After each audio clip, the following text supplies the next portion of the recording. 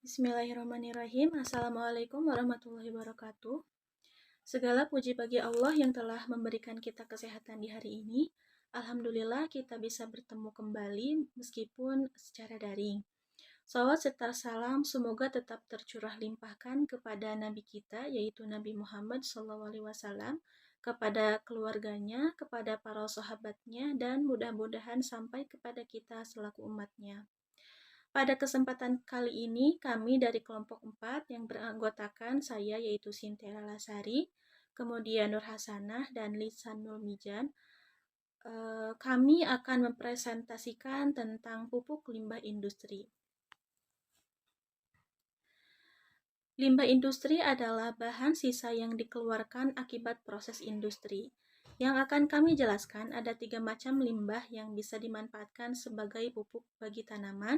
Yang pertama ada limbah cair pabrik gula tebu, kemudian limbah kelapa sawit, dan sipramin yang merupakan sisa dari MSG.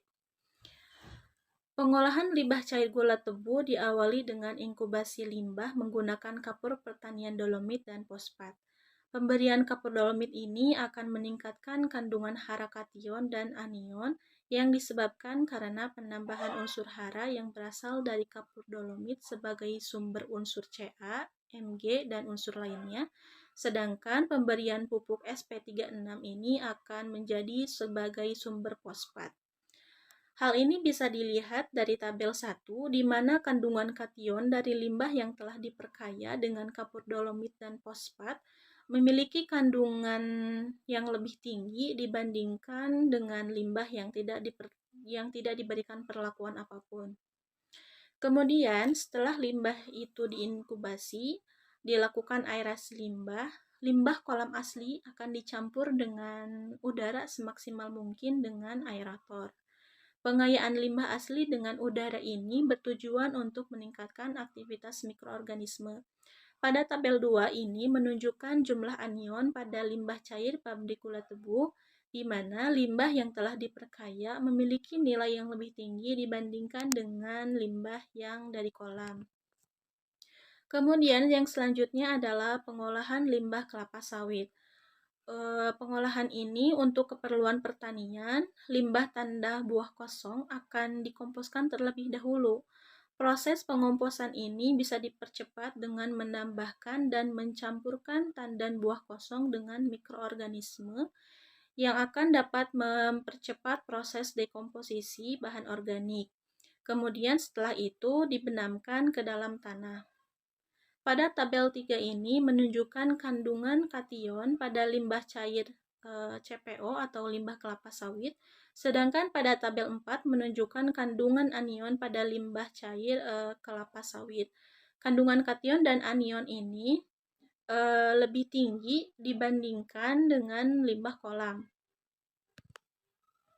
Kemudian yang selanjutnya adalah pengelolaan limbah pabrik penyedap masakan. Limbah pembuatan penyedap masakan dapat diolah menjadi pupuk bagi tanaman yang disebut sebagai sipramin. Sipramin itu adalah sisa proses asam amino. Sipramin ini adalah sisa fermentasi asam amino yang merupakan bahan organik cair yang berasal dari hasil samping pembuatan penyedap masakan atau MSG yang berasal dari bahan baku tetes tebu. Sipramin ini dapat digunakan sebagai salah satu pupuk karena mengandung unsur hara makro yaitu N, P, K, Ca, Mg, dan beberapa unsur mikro seperti Cu dan Zn. Selain itu, sipramin juga mengandung bahan organik yang cukup tinggi sehingga dapat dimanfaatkan untuk menambah bahan organik pada tanah. Terdapat beberapa jenis sipramin yang digunakan sebagai bahan percobaan, yaitu diantaranya ada sipramin amina, sipramin organi, sipramin bagitani, dan sipramin sarinata. Keempat sipramin ini memiliki kandungan kimia yang berbeda karena terdapat perbedaan dalam proses pembuatannya. Nah, yang pertama ini adalah pembuatan sipramin orgami, di mana hasil tetes tebu ini dilakukan pemurnian menggunakan HCl, kemudian dilakukan sterilisasi, fermentasi, evaporasi, dan kristalisasi yang akhirnya akan menghasilkan sipramin orgami. Kemudian yang selanjutnya adalah sipramin sarinata. Proses pembuatan ini sama seperti proses yang tadi, seperti sipramin organik, dan menggunakan bahan kimia HCl sebagai pemurniannya. Sehingga sipramin sarinata dan sipramin organik ini memiliki persamaan, yaitu akan lebih banyak mengandung unsur klor. Untuk yang selanjutnya adalah proses pembuatan sipramin bagatani. Proses pembuatan sipramin bagatani ini dilakukan menggunakan bahan H2SO4 serta HCl sebagai bahan pemurniannya. Perbedaan dalam penggunaan bahan kimia selama proses fermentasi dan pemurnian akan mempengaruhi sifat kimia yang terdapat di dalam sipramin tersebut, terutama kandungan unsur klor dan SO4. Sipramin yang menggunakan bahan kimia HCl saja sebagai pemurniannya akan lebih banyak mengandung unsur klor, sedangkan jika pemurnian dilakukan menggunakan HCl serta H2SO4, sipramin tersebut akan lebih banyak mengandung sulfat. Kemudian pada tabel 5 ini menunjukkan kandungan unsur hara pada berbagai macam sipramin yang digunakan pada percobaan di Kediri dan Madiun. Sipramin ini mengandung berbagai unsur yang dibutuhkan oleh tanaman, terutama kandungan C organik dan nitrogen yang cukup tinggi. Kandungan C organik yang paling tinggi ditemukan pada sipramin jenis orgami dan kandungan N tertinggi terdapat pada sipramin jenis bagatani. Kemudian pada tabel 6 ini merupakan hasil percobaan sipramin di Jember dan Pasuruan. Kandungan C organik yang tertinggi juga ditemukan pada sipramin jenis orgami dan kandungan nitrogen tertinggi terdapat pada sipramin jenis bagatani. Pada tabel 5 dan 6 ini nampak bahwa kandungan hara sipramin yang menonjol adalah N bervariasi dari 3,50 sampai 7,01% dan kadar bahan organik dapat mencapai 16,1%. Selanjutnya adalah pengaruh limbah cair pabrik gula tebu terhadap sifat fisik tanah. Di dalam tabel terdapat 4 perlakuan penyiraman yang diberikan pada tanaman tebu, yaitu perlakuan yang pertama adalah menggunakan air ledeng sebagai kontrol. Perlakuan kedua menggunakan limbah di kolam 2, perlakuan ketiga menggunakan limbah pada kolam 3, dan perlakuan 4 adalah limbah yang telah diperkaya. Hasil analisis tanah pada tanaman tebu dalam pot yang disiram secara terus-menerus sampai umur 4 bulan yang tercantum pada tabel 7. Hasil analisis ini menunjukkan pemberian limbah berpengaruh terhadap bulk density, ruang pori total, pori drainase, air tersedia, permeabilitas, stabilitas agregat, dan indeks stabilitas agregat. Bulk density dan pori tanah, stabilitas agregat, dan indeks stabilitas agregat pada tanah yang disiram limbah dari kolam 2 dan 3 maupun limbah asli yang telah dipakai itu meningkat. Sedangkan ruang pori total, pori drainase cepat, dan permeabilitas menurun dibanding dengan perlakuan kontrol. Kemudian yang selanjutnya adalah pengaruh limbah cair pabrik gula tebu terhadap sifat kimia tanah.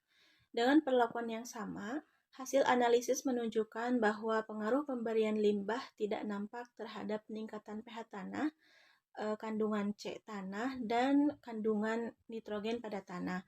Tetapi pemberian limbah ini dapat meningkatkan P tersedia maupun P total yang berasal dari P yang terlarut dalam limbah sebagai sumber asupan P ke dalam tanah, serta dapat meningkatkan kapasitas tukar kation pada tanah. Kemudian yang selanjutnya adalah pengaruh limbah cair pabrik gula tebu terhadap mikroorganisme tanah. Kepekatan limbah ini sangat berpengaruh negatif terhadap kelimpahan mikroorganisme tanah. Semakin pekat limbah yang diberikan ke dalam tanah akan menyebabkan populasi tanah semakin berkurang, terutama itu jenis fungi yaitu Penicillium sp, Aspergillus sp, dan Actinomyces sp. Hal ini perlu dipertimbangkan karena seperti yang kita ketahui bahwa jamur itu selain sebagai dekomposer juga merupakan salah satu komponen pengikat partikel tanah menjadi agregat-agregat yang lebih besar. Sehingga tanah ini akan mempunyai kemantapan agregat dan ketahanan terhadap erosi. Tapi, di sisi lain, pemberian limbah yang telah diperkaya dengan dolomit dan fosfat ini meningkatkan populasi Azobacter sp, Bacillus sp, dan bakteri pelarut dalan P.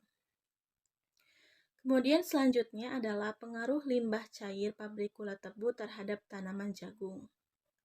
Pemberian limbah cair asli terhadap tanaman jagung pada umur 2 minggu menyebabkan tanaman itu mati, sedangkan pemberian limbah asli yang telah diperkaya dan diinkubasi dengan kapur dan fosfat menjadikan tanaman jagung lebih subur serta dapat meningkatkan hasil dan biomasa jagung.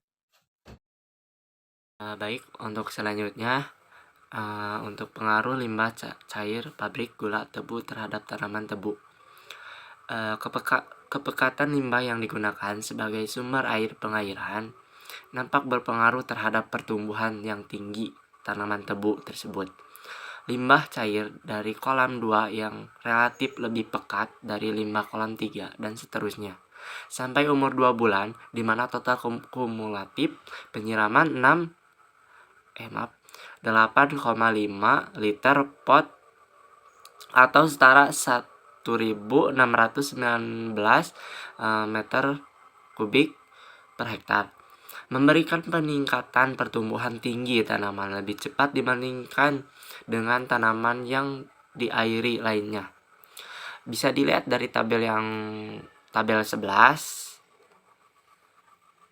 dari kontrol air ledeng, limbah kolam 2, limbah kolam 3 berapa tinggi tanaman per senti, dan limbah asli diperkaya. Nah, selanjutnya, namun setelah mencapai total kumulatif penyiraman mencapai 11,5 liter pot atau setara 2.190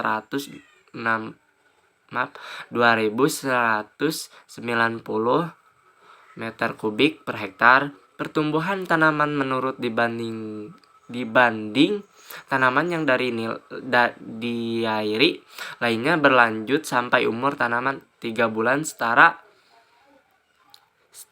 kumulatif penyiraman 2.857 meter kubik per hektar.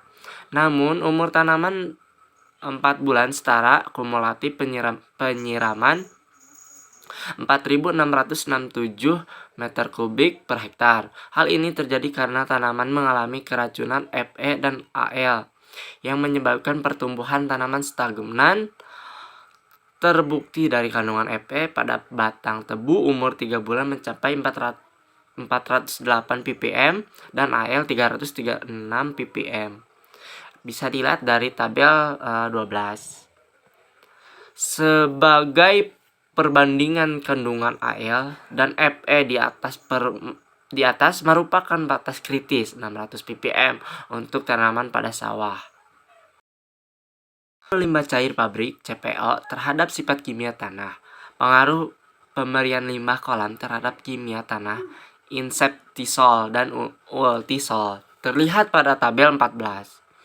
Hasil analisis menunjukkan setelah masa inkubasi selama 1-3 bulan terjadi beberapa perubahan pada tanah. Inseptisol maupun ultisol memberikan limbah meningkatkan KTK tanah pada tanah. Inseptisol sebelum diberi limbah mempunyai KTK 20,9 ME 100 gram, dan pada umur 2 bulan setelah pemberian limbah mempunyai KTK 33,6 ME 100 gram.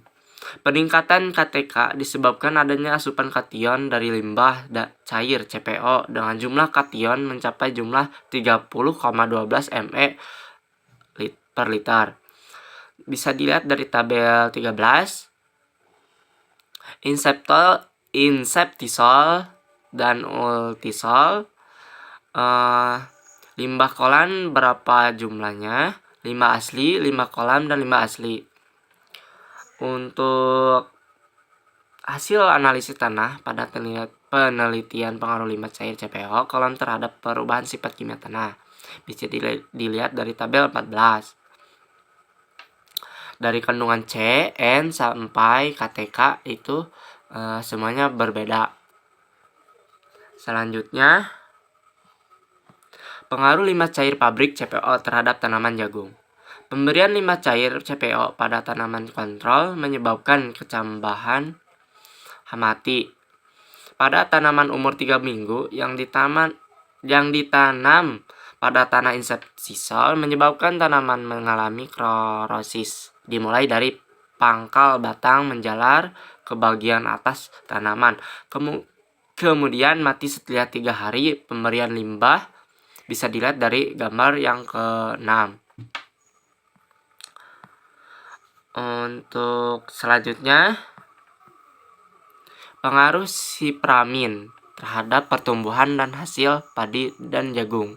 Hasil percobaan pengaruh sipramin yang dibandingkan dengan urea di Gurah, Kediri yang memiliki tanah berpasir berlangsung selama 10 musim tanam atau MT. Sejak tahun 1997 sampai 2000 berturut-turut MT 1 jagung, MT 2 padi, MT3 padi, MT4 jagung, MT5 padi, MT6 padi, MT7 jagung, MT8 padi, MT9 padi, dan MT10 jagung. Dan tertera pada tabel 15. Dari tabel tersebut terlihat bahwa pemberian urea dari sipramin sampai 10 kali musim tanam menghasilkan gabah kering bersih maupun jagung pipilan kering tidak berbeda nyata sampai pada 2 kali takaran baku. Demikian juga pada tabel 16 hasil yang diperoleh di Madiun sejalan seperti yang dicapai pada lokasi di Kediri. Kedua tabel tersebut memperlihatkan bahwa pupuk urea dapat digantikan oleh sipramin jika dilihat dari hasil tanaman yang tidak berbeda.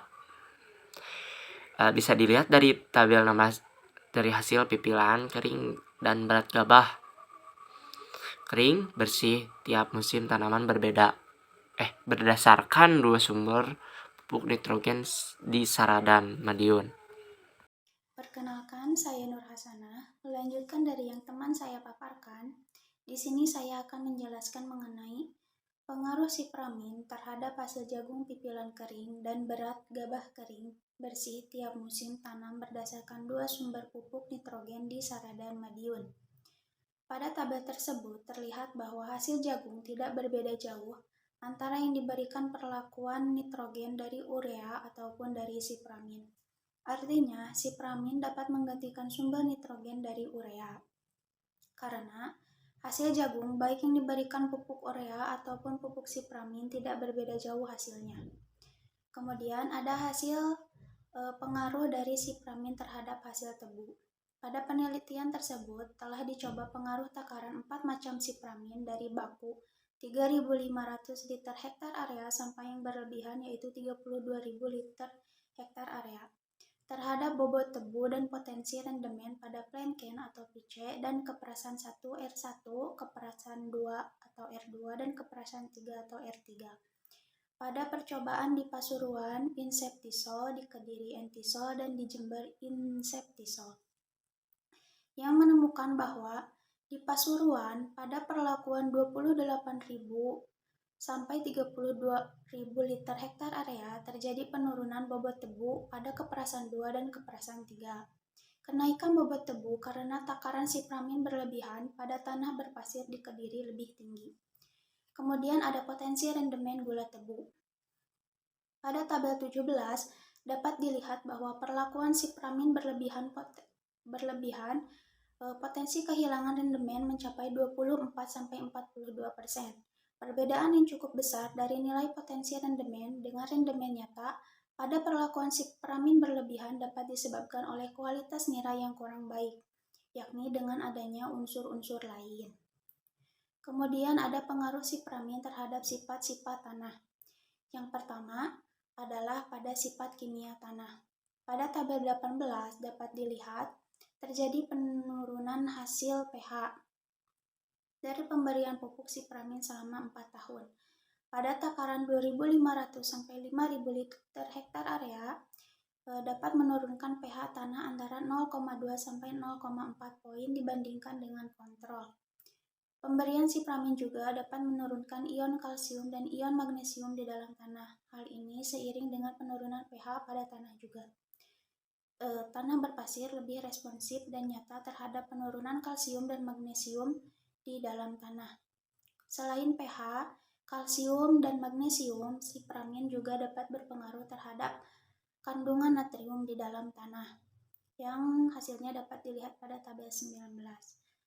Kadar natrium tanah atau Na+ sangat bervariasi, tidak menunjukkan pola yang jelas, meskipun sipramin mengandung natrium oksida yang cukup tinggi, yakni 0,4 sampai 2. Yang kedua adalah sifat fisika tanah. Pada tabel 20 disajikan hasil pemberian sipramin terhadap tanah di 3 lokasi, yakni di Kediri, Jember, dan Pasuruan selama 4 tahun berturut-turut, yang tidak menyebabkan berat volume atau BD dan kemampuan tanah dalam menahan air tidak menunjukkan perbedaan yang nyata akibat perlakuan sipramin yang berlebihan ini. Kemudian, yang ketiga ada sifat biologi tanah. Dapat dilihat pada tabel 21, pengaruh pemberian sipramin terhadap populasi mikroba tanah pada tahun pertama setelah percobaan di dalam tanah cenderung lebih baik pada perlakuan pemberian sipramin dengan takaran yang berlebihan daripada takaran baku, terutama pada tanah-tanah yang memiliki tekstur kasar seperti di Kediri. Sekian yang dapat saya sampaikan. Dari hasil pemaparan yang telah disampaikan, dapat ditarik kesimpulan bahwa pupuk limbah industri sebelum dimanfaatkan harus melalui proses pengolahan limbah dengan maksud untuk menurunkan suhu limbah, pH, maupun pengaruh negatif bahan beracun berbahaya atau B3 seperti logam berat. Perlu penelitian lebih lanjut mengenai pengaruh penggunaan pupuk limbah industri ini secara terus-menerus terhadap berbagai sifat tanah dan tanaman dalam jangka yang lebih panjang. Sekian yang dapat saya sampaikan. Mohon maaf apabila ada kekurangan. Wabillahi taufiq wal hidayah. Wassalamualaikum warahmatullahi wabarakatuh.